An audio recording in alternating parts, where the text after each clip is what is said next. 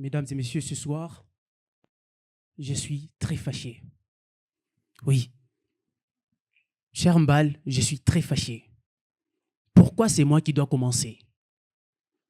Je me sens sacrifié. Oh, le fils de ma mère. J'ai peur de prendre la parole en première position.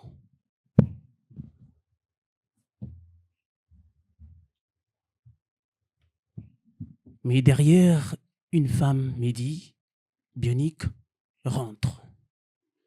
Parce que tes mots aujourd'hui peuvent changer les hommes et sauver beaucoup de femmes. Le silence de cette salle me permet de écouter ces sanglots, le larme d'une femme qui coule dans les silences de sa cuisine, un talent étouffé, un avenir ruiné, une femme brisée. Brisée parce qu'à son côté, un homme lui a dit sans hésiter, « Ce n'est pas ton rôle, c'est moi le chef du foyer ». Et pour justifier son pouvoir, il ajoute ces versets qu'il ne maîtrise qu'à moitié, « Femme, sois soumise ». Mesdames et messieurs, chers membres du jury, cher public Le Choix, vous connaissez sûrement cette phrase sacrée qui dit « Derrière un grand homme se cache une grande dame ». Aujourd'hui, je viens vous présenter sa sœur jumelle, version vérité. Derrière une femme qui rate se cache un homme. Rassurez-vous, je suis venu faire un discours, pas créer des divorces prématurés dans la salle. Oui,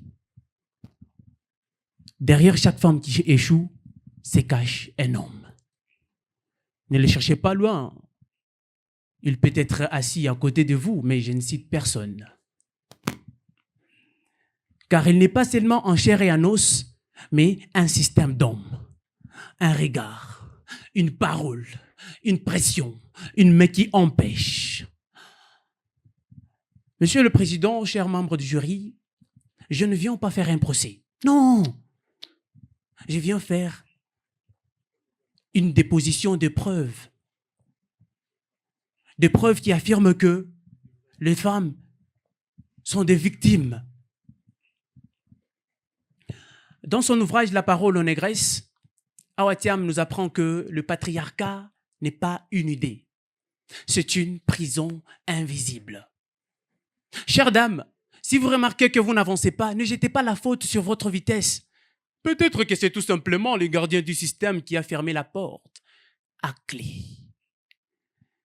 Sachez-le, messieurs et dames, l'échec d'une femme commence souvent dans son foyer, là où elle devrait être protégée, encouragée, élevée. Mais malheureusement, dans beaucoup de cultures africaines, on attend à ce qu'une femme puisse supporter, tolérer, encaisser, garder le foyer même quand c'est difficile. Ainsi, une bonne femme est jugée à sa capacité à supporter les souffrances sans se plaindre. Et ces paragraphes me rappellent beaucoup de femmes.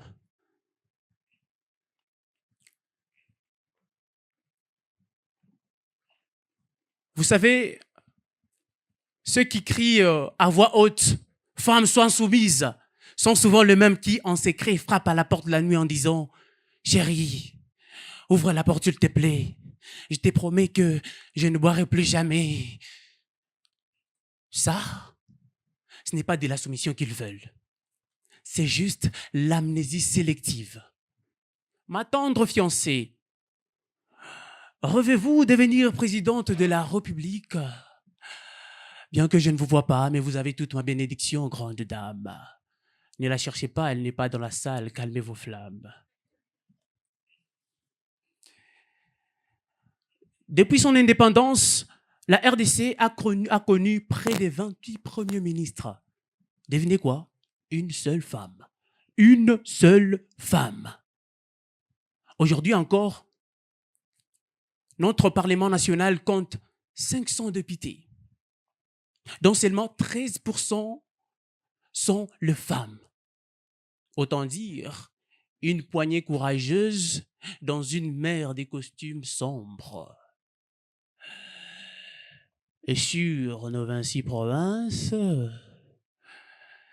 25 gouverneurs sont des hommes, et la suite de la phrase, vous la connaissez.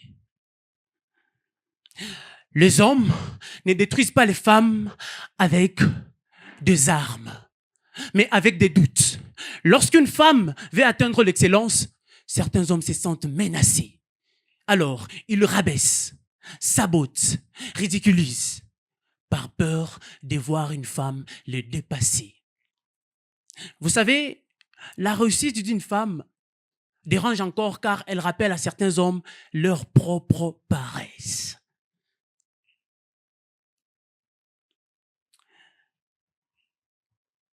Mon admirable contradicteur, permettez-moi de vous remercier d'avance, car il serait possible que votre discours ne soit pas une contradiction du mien, mais plutôt une parfaite illustration, embellie depuis Colosie, transportée par le précieux bus de Molicap. Un discours qui a senti les vagues du fleuve Congo, mais juste pour nous donner des preuves de tout ce que vivent tant de femmes. Chers membres du jury, cher public, vous savez, lorsqu'une femme souffre, certains hommes nient, minimisent, puis l'accusent d'être responsable de sa douleur, au lieu de l'aider à guérir. Et ça, c'est ce que nous allons vivre tout à l'heure. Chers contradicteurs, vous savez quoi? Nous attendons impatiemment vos paroles si inspirantes. Il viendra ici, il va crier sur moi en me disant: la femme est l'unique responsable de son échec. L'homme n'y est pour rien. Pourtant,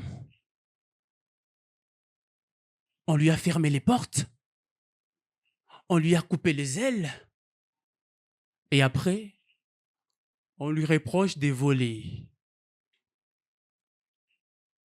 Quelle logique! Quelle logique!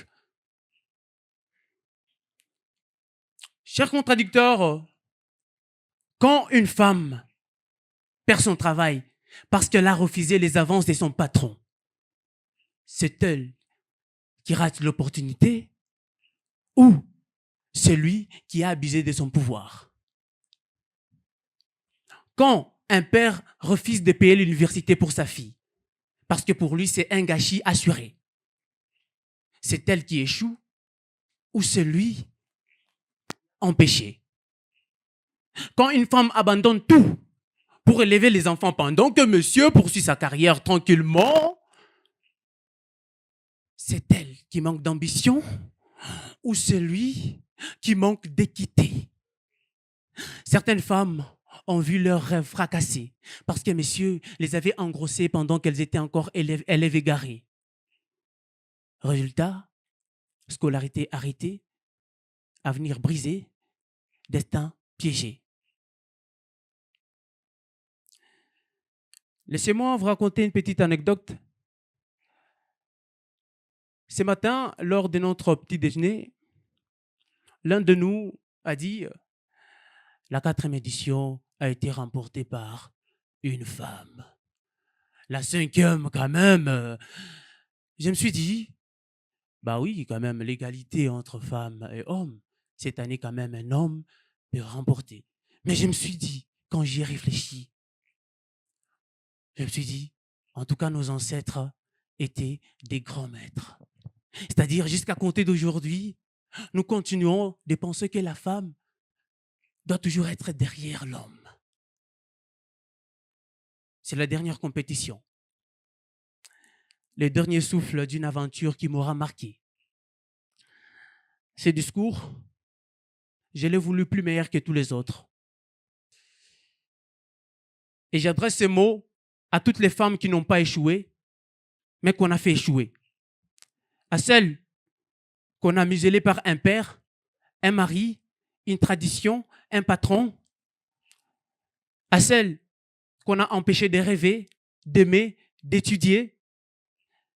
À vous les femmes brisées, freinées, fracassées, ces discours et les vôtres. Vous n'avez pas perdu. On vous a arraché la victoire. Et ce soir, je vous la rends symboliquement. Et si vous êtes un homme et que vous vous sentez visé, ce n'est pas moi. C'est votre conscience qui a parlé. Merci.